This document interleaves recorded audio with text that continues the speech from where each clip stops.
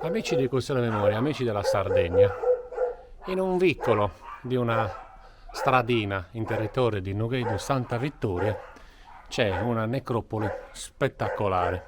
È denominata necropoli di Sangrone, che se non ho capito male ha a che fare con un angolo buio. Noi entreremo all'interno di questa straordinaria cella del nostro passato, una cella funeraria, per capirne i segreti.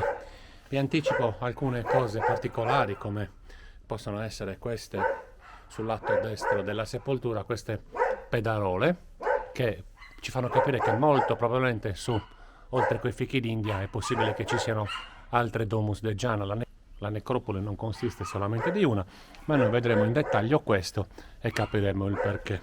Stiamo per entrare all'interno di una meravigliosa domus che ci fa vedere subito un ingresso, un invito straordinario con una canaletta.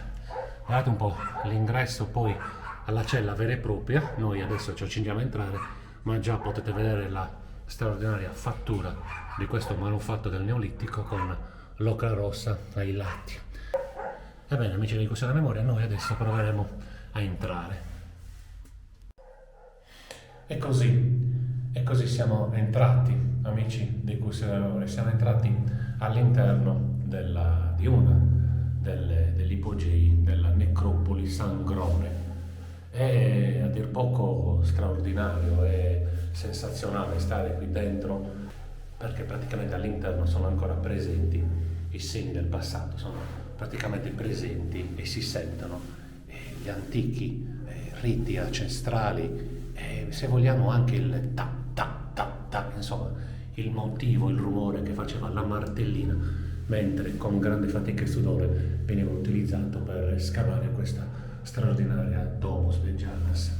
È una cosa incredibile questo motivo che vi faccio vedere, ed è esattamente la colonna straordinaria con un'incisione spettacolare che a prima vista potrebbe sembrare una protome. In realtà chi ha studiato questa domus de Gianas ci dice che questo potrebbe essere un motivo, un'incisione ancoriforme scolpita in questa colonna straordinaria. Ricordiamoci che tutta la domus de Gianas è stata scavata nella roccia calcarea.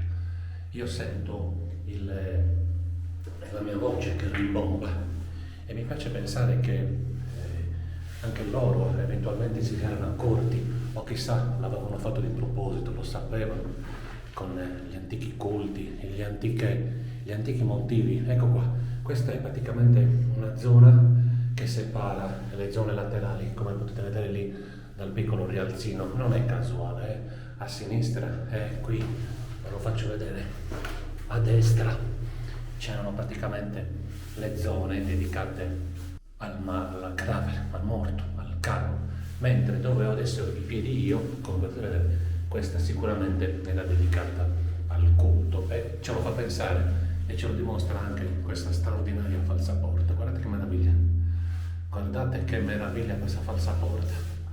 Io sono davvero emozionato, c'è praticamente ci sono due modanature sopra questa falsa porta e dei piccoli, come possiamo chiamarli, portelli alla destra e alla sinistra. Non ho notato tracce di focolari, quindi noi adesso tra un po' finiamo le immagini. Io vi assicuro che qui dentro, vi ripeto, è un'emozione incredibile. Guardate un po' i segni della martellina, vediamo un po' se con la luce posso farveli vedere.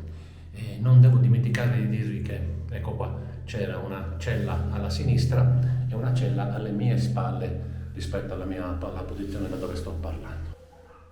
Io in questo momento sono vicino alla colonna e vi sto facendo vedere questa straordinaria incisione.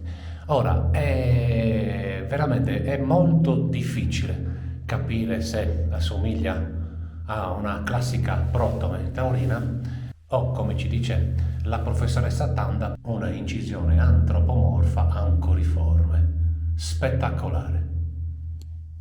Ebbene, allora, amici di Custodia della Memoria, mi metto in posa con la solita immagine dall'interno verso l'esterno, dove si vede anche la canaletta che abbiamo visto all'inizio, e quindi io vi saluto con affetto da Noghedo Santa Vittoria. Viva la Sardegna, viva la civiltà sarda, viva Noghedo Santa Vittoria. Ciao a tutti.